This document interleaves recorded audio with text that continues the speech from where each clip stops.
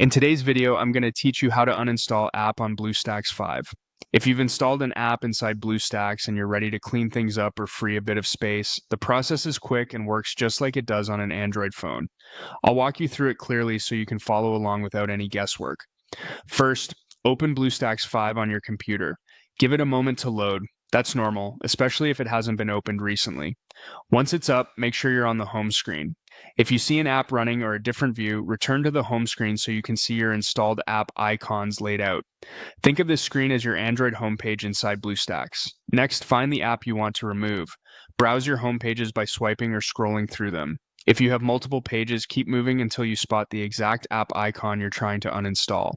Take a second to double check you've selected the right one so you don't remove something you still need. Now, right-click the app icon. On a mouse, that's the secondary click. If you're using a touchpad, a two-finger click usually does the same thing.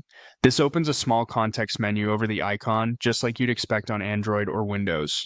In that menu, click Uninstall. BlueStacks will immediately prompt you with a confirmation message. This is your safety check to prevent accidental removals.